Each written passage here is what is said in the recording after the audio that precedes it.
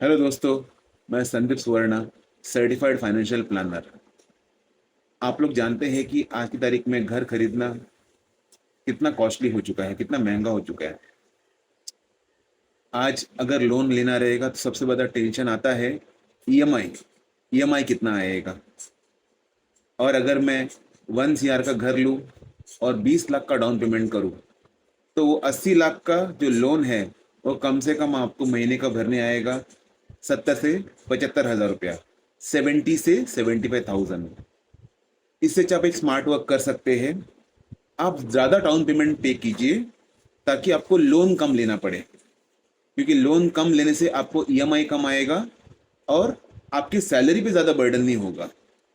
तो अगर आप 1 करोड़ का घर ले रहे हैं तो उसमें कम से कम डाउन पेमेंट 50 लाख का बना के ले लीजिए।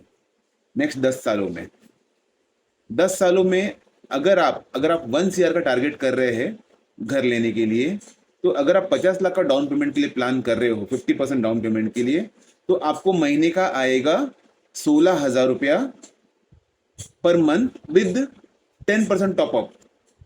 10% टॉपअप SIP जो आपको 50 लाख का कॉर्पस डाउन पेमेंट रेडी करके दे देगा।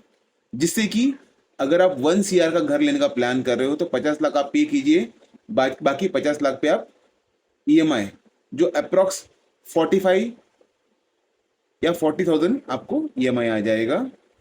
तो अगर आप 1 लाख का आपका मंथली इनकम है तो आपको अप्रोक्स बर्डन आएगा 40-45,000, जिससे कि आपका सर्वाइवल बहुत ईजी हो जाए।